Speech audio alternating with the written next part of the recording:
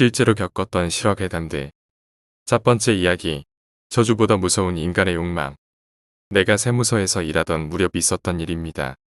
90년대 무렵 되는 조후에 어느 집에 세무조사를 나갑니다. 그러자 현관에서 부인이 염주를 굴리면서 악령퇴선이라고 계속 중얼거렸습니다. 이 집이 어느 신흥 종교에 빠져 있다는 건 사전에 알고 있었지만 역시 직접 보니 꽤 기분 나쁩니다. 세몬치고는 드물게 성격이 급한 애인은 부인께서 기분이 영 안 좋으신가 봅니다. 라며 비아냥거렸고, 하지만 집주인은 그런 소리에 코웃음을 치며 우리를 한껏 내려다보며 말했습니다. 아내가 말하기를 아무래도 오늘 오는 손님들은 재앙을 옮겨온다더군요. 꿈에서 봤답니다. 집은 종교에 관련된 것인지 꺼림직한 석상 같은 게 있는 걸 빼면 평범한 부잣집입니다. 조사를 개시했지만 탈세의 증거는 어디에도 보이지 않았고 집주인은 여유작작한 모습으로 우리를 비웃고 있어 화가 터집니다. 그러던 도중에 갑자기 A가 소리를 질렀고 아직 찾아보지 않은 곳이 딱 하나 있다는 것이었습니다. 저 석상이다. 라고 말하며 A가 신상에 손을 대는 순간 계속해서 악령퇴선말을 외고 있던 부인의 얼굴이 새파래지더니 지옥에 떨어지리라. 지옥에 떨어지리라. 하고 외치기 시작합니다. 집주인도 갑자기 얼굴색이 변해서 화를 내며 그만둬라. 저 받을 거야. 죽고 싶냐 이놈들. 하고 소리를 질렀습니다. 하지만 그 당황하는 모습에 우리는 마음속으로 개가를 올렸고 A가 석상을 뒤지자 안에서 작은 상자가 발견됩니다. 증거를 찾았다며 신을 내었고 소리를 질러대는 집주인과 부인 몰래 상자를 열었습니다. 으아. 하고 A가 소리를 지릅니다. 놀랍게도 안에는 긴 머리카락과 손톱 그리고 동물의 말라붙은 눈 따위가 잔뜩 들어 있었던 것이었지요. 조사원들도 다들 놀라 아무 말 못하고 있었고 부인은 눈을 한껏 치켜뜨고는 분노에 가득 차서 중얼거립니다. 그러니까 말하지 않았느냐. 너희들은 이제 저주를 받아 죽을 거야. A는 부들부들 손을 떨며 상자를 닫고 원래 있던 곳으로 되돌려 놓았습니다. 세무서에 전화해서 상사에게 조사에 실패했다고 연락을 하자 어마어마한 고함 소리가 되돌아옵니다. 상사는 바보 자식들아. 그러니까 너희가 맨날 그 모양 그 꼴인 거야. 거기서 딱 기다려라. 내가 지금 갈 테니까. 라고 말했고 그는 오자마자 신상으로 직행하더니 상자를 태연히 열고는 손을 집어넣어 마구 휘저었습니다. 젤도 저런 곳에 손을 집어넣는다 싶어서 경악하고 있는데 상사가 씩 웃었습니다. 봐라. 이중 바닥이야. 라고 말하며 이중 바닥으로 만들어진 상자 아래쪽에는 탈세의 증거인 장부가 발견되었지요. 집주인과 부인의 얼굴이 순식간에 새파래진 것은 말할 필요도 없었고 상사는 그 집 탈세 조사가 끝난 뒤 이런 이야기를 합니다. 정말로 두려운 건 영혼이나 저주 따위가 아니야. 인간의 욕망과 악이다. 사람들은 돈을 위해서라면 거짓말이나 연기도 서슴없이 해내지. 이번에 조사한 걸 봐라. 신상의 증거를 숨기는 교활함과 저주를 두려워하는 인간의 공포를 이용한 교묘함을 말이야. 정말 무서운 건 그 모든 걸 이용하려 드는 인간의 욕망과 악이야. 라고 말했죠. 하지만 그 후 1년 사이 상자를 열었던 A는 자살했고 상사는 교통사고로 세상을 떠났습니다. 두 번째 이야기. 조난당한 사람들이 불곰에게 전부 죽었다. 어느 여름 토카치 산맥종주에 도전한 등산 동호회가 있었습니다. 구성원은 A부터 E까지 총 5명이었고 A가 회장이고 D가 부회장이었지요. 그들 중 앞에 4명은 산에 자주 다니던 중급자였고 이는 갓산에 다니기 시작한 초급자였습니다. 동호회 활동 중 대부분은 일찍이 불금과 산에서 마주친 적이 있었지만 큰 마찰 없이 지나갔었고 산에 들어온 첫날째 딱히 사고도 없고 계획대로 가고 있었습니다. 다들 경치를 즐기며 열심입니다. 이틀째 어젯밤 일기예보에서 오늘 날씨가 좋지 않다기에 일단 머무르기로 했습니다. 예보대로 비바람이 점차 강해져 텐트 안에서 식사를 하며 트럼프를 하기도 하고 이야기도 나누며 즐겁게 시간을 때웁니다. 일기예보를 확인하고 내일 아침 비가 잦아들면 출발하기로 했고 이틀째도 딱히 별일 없이 끝났습니다. 사흘째, 아침에 가장 먼저 일어난 씨가 바깥 날씨를 확인하려 텐트에서 나갑니다. 돌아온 씨에게 날씨가 어떤지 물었지만 조금 안개가 심하다고, 이대로 기다리는 게 나을지도 모른다고 합니다. 텐트 입구를 열고 바깥을 보니 주변은 안개가 짙어서 하얗고, 그래서 우선 출발을 늦추려고 했지요. 아침 식사를 마치고 텐트 밖으로 나왔지만 안개가 갤 기미는 전혀 없었고, 다들 어제 하루 쉰 것도 있어 가능하면 출발하고 싶어 하지만 사고가 나고 후회하는 것보다는 신중한 게 나았죠.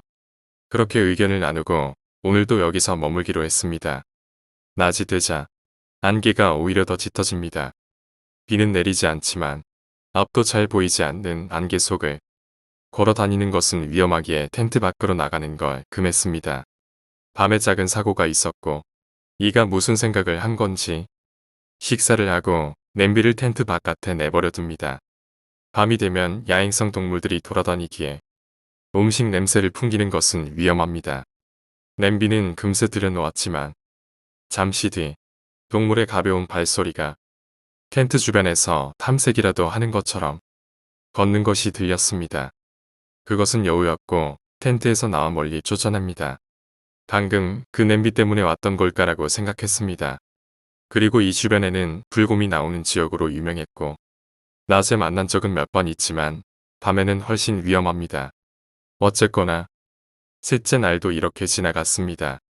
나흘째, 아침에 바깥 정황을 살폈지만 2m 앞도 제대로 보이지 않을 정도로 안개가 심했고, 원래 일정은 날씨가 풀리지 않으면 계획을 중지하고 산에서 내려올 작정이었지만 안개가 너무 짙어서 위험했죠. 따로 의논할 것도 없이 이날도 텐트에서 머물기로 했고, 오후에 조금이라도 안개가 걷히면 하산하려 했지만 안개는 더욱 짙어질 뿐 낮이 되어도 앞이 잘 보이지 않았습니다. 트럼프 치는 것도 질리기 시작하고 슬슬 이야기거리도 떨어져 갑니다. 날이 저물자 빨리 불을 끄고 일찍 잠을 청했습니다. 텐트 안이 안개 때문에 축축해져 텐트 안의 강한 습기 때문에 불쾌감만 높아집니다. 잠자리에 누운 지 몇 시간 지나지 않아 심상치 않은 일이 일어났지요. 가장 먼저 눈치를 챈 비가 옆에서 자던 나를 깨웠고, 아까 전부터 발소리가 들리는데 여우가 아닌 것 같다고 말합니다. 다들 깨어 있던 것인지 다들 몸을 일으켜 귀를 기울입니다. 무겁고 느릿느릿한 발소리가 들리고 때때로 습기 찬 콧김 소리가 들려왔습니다. 다들 숨을 죽인 채 말없이 바깥 모습을 상상만 하고 있었고 아무래도 불곰인 듯했습니다. 텐트 주변을 따라 빙글빙글 발소리가 돌았죠. 한 마리 분인 듯했으나 심한 짐승 냄새가 코를 찔렀고 다들 텐트 가운데에 모여서 다 함께 몸을 붙였습니다. 그 사이 곰은 텐트에 코를 붙이고 열심히 냄새를 맡기 시작합니다. 냄새를 맡고는 텐트 주변을 돌고 또다시 냄새를 맡고 다들 공포에 질려 숨죽여 덜덜 떨면서 서로 몸을 의지하고 옴짝달싹 못하고 있었죠. 하지만 잠시 뒤 전원이 몸을 크게 움직여야 했는데 불곰이 텐트에 몸을 던지기 시작했던 것이었습니다. 텐트 천이 안으로 크게 밀려 들어오며 곰의 형태를 만들었고 어떻게든 거기 닿지 않으려 몸을 움츠립니다. 곰이 마음만 먹으면 텐트 따윈 종이 조각만도 못하지요. 터져나오려는 비명을 어떻게든 참으며 마구 흔들리는 텐트 안에서 견뎠습니다. 곰은 5분 정도 계속 텐트에 부딪히더니 또 한동안 텐트 주변을 빙글빙글 걸었고 다시 부딪히고 또 걷고, 이는 이미 울고 있었고 나도 울 것만 같았습니다. 새벽녘까지 그것이 반복되다가 갑자기 조용해지자 긴장이 풀려서인지 다들 잠이 들게 됩니다. 닷새째, 새가 우는 소리에 눈을 떴지만 아직 안개는 개지 않았고 어슴푸레합니다. 불곰의 냄새는 아직 지워지지 않았고 어디선가, 아니 텐트 바로 옆에서 살펴보고 있는 걸까. 다들 잠자코 앉아 있을 뿐이었고 몇 시간이고 침묵만 이어집니다. 오후가 되자 다시 발소리가 들려왔고 한동안 걸어 다니더니 다시 사라졌습니다. 저녁 무렵 기가 텐트 문을 살짝 열어서 바깥 모습을 살펴봅니다. 안개가 개기 시작했다고 말했고 희미하게 햇볕이 들어 안개가 갤 조짐이 보였습니다. 바로 산에서 내려가야 한다는 의견과 내일까지 기다려보자는 의견이 나뉘었고, 하지만 아직 곰이 근처에 있을지도 모르는 데다가 지금부터 하산을 시작하면 걷는 사이 밤이 되어버립니다. 쉴 수도 없는 등산로 중간에서 노숙을 해야 하는 것이었고, 게다가 아직 완전히 안개가 걷힌 것도 아니었습니다. 악천후의 밤이라는 악조건까지 겹친 상황에서 섣불리 움직이는 것은 사고의 지름길일 뿐이었죠. 회장으로서 도저히 하산을 허가할 수 없었습니다. 물론 공포에 질려 있었으니 냉정한 판단이었을지는. 여하튼 그렇게 해가 졌고 아무도 말을 꺼내지 않습니다. 단순한 공포 때문만이 아니라 아까 서로의 생각이 대립했던 것이 원인이었죠. 그날 밤도 곰은 텐트 주변을 빙빙 돌다가 몸을 던져 부딪혀 왔기에 아무도 잠을 잘 수 없었습니다. 엿새째, 어제 오후 잠깐 안개가 갰던 것이 거짓말이었던 것처럼 안개가 짙어집니다. 아침에 일어나서도 다들 아무 말이 없었고, 혹여나 냄새 때문에 곰을 자극할까봐 아무것도 먹지 못합니다. 하지만 오늘은 아침부터 주변이 무척 조용했습니다. 곰의 냄새가 옅어진 것 같은 느낌이 들었고, 몇 시간 뒤 시가 밖에 나가겠다고 말합니다. 다들 반대했지만 곰도 지금은 주변에 없는 것 같다며 바깥 상황만 살피고 올 것이라면서 끈질기게 허가를 요구합니다. 금방 돌아오는 것을 조건으로 그것을 허락했습니다. 시가 안개 속으로 들어간 후 비는 비난했지만 갑자기 입을 다물었습니다. 불곰의 발소리가 들려왔기 때문이었죠. 시가 돌아오기를 기다리던 우리는 텐트 문을 열려 했지만 바로 손을 멈췄습니다. 짐승 냄새가 다시 심하게 났습니다. 곰의 콧김이 어제부터 훨씬 격해졌고 곧바로 몸을 부딪혀 옵니다. 우리는 소리 없는 비명을 지르며 서로 몸을 의지했지요. 한동안 텐트 주변을 맴돌다가 불곰이 주저앉았는지 발소리는 사라졌지만 냄새는 변함없이 지독했습니다. 그날 내내 불곰의 냄새는 사라지지 않았고 우리는 움직이지 못했지요. 시는 돌아오지 않았습니다. 혹시 불곰에서 습격당한 걸까 걱정됩니다. 이랬째 오늘도 안개가 진했고 배라도 채우러 간 건지 불곰의 낌새가 사라졌습니다. 한동안 다들 말이 없었지만 이가 산에서 내려가겠다고 말합니다. 수면 부족 때문에 눈에는 핏발이 섰고 목소리는 히스테리에 가득 차 있었죠. 설득을 해봤지만 듣지도 않고 이는 내려가서 구조를 요청할 테니 기다리라고 말하며 짐을 가지고 안개 속으로 사라졌습니다.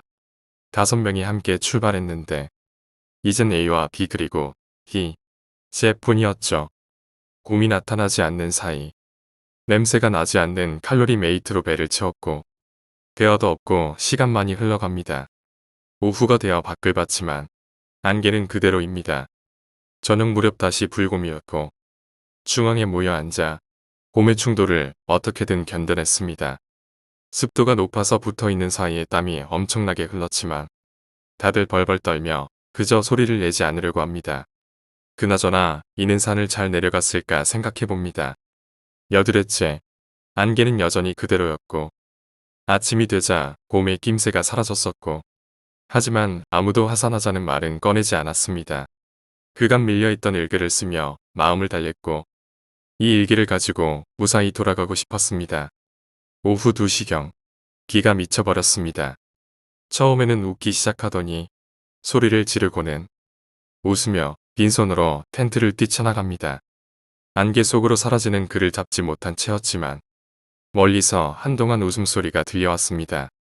기가 천천히 텐트 입구를 닫더니 가버렸네 라고 말합니다. 오랜만에 기의 목소리를 들었습니다. 역시나 그날 밤도 불곰이었고 우리는 둘이서 몸을 맞대고 아침이 오기만을 기다렸습니다. 그렇지. 오늘도 안개는 마찬가지로 짙었고 불곰은 한동안 주변에 있는 것 같았지만 낮이 되자 어딘가로 가버립니다. 텐트 중앙에 붙어서 잠시 눈을 붙였습니다. 저녁에 불곰의 발소리 때문에 다시 잠에서 깨어났고 불곰이 부딪힐 때마다 울고 싶지만 어떻게든 참습니다. 열흘째 오늘도 안개가 짙습니다. 오후에 D가 일어나 조용히 밖으로 나갔지만 말리지 않았습니다. 안개가 걷히지 않았고 곰은 밤늦게 왔지요. 정말 미쳐버릴 것 같았습니다. 열하루째 아니나 다를까 안개가 짙었고 불곰은 있습니다. 이의 이틀째 오늘도 안개가 짙었고 이들은 사전에 등산 계획을 경찰에 제출했었기에 이상 사태가 일어났다는 것은 곧 알려졌지만 하지만 보기 드문 악천후 때문에 경찰의 수색도 차일피일 미뤄질 뿐이었습니다. 안개가 걷히고 발견된 것은 아무도 없는 텐트와 마구 흐트러진 짐, 그리고 일기. 맨 처음 텐트에서 나왔던 씨는 텐트에서 50m 정도 떨어진 곳에서 사체로 발견되었고 목에 치명상을 입어서 즉사한 듯 했습니다. 그 다음으로 텐트를 나섰던 이는 등산로의 벼랑에서 실족해 떨어져 사체로 발견되었죠.